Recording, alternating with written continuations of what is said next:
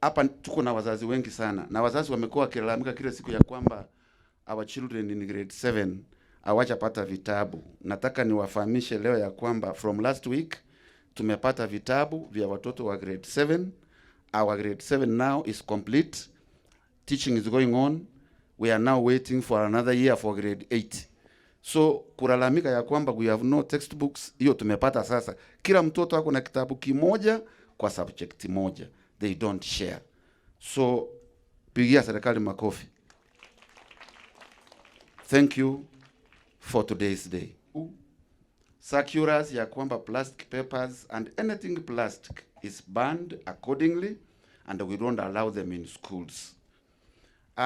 In order to support planting of the trees as per the presidential directive of 15 million, umesikia Kirinyaga County has been given 50 million trees to plant.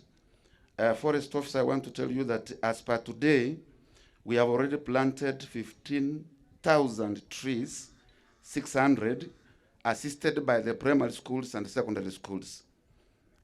Wakati wowote tukiita mkutano wa wazazi katika shule yoyote ya secondary na primary, we plant trees. So the parents plant trees. Tunawaambia ya kwamba tunachukua dakika 10, kila msasi anapanda miti mitatu. So our target in Kirinyaga Central, on 21st of this month, tutakuwa na County Scouts Day in Keriwaya Boys. We want to plant 10,000.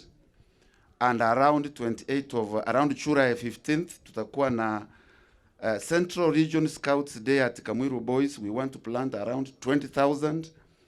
And combined the parents and the children of Kirinyaga Central, our target is 400,000 trees per year.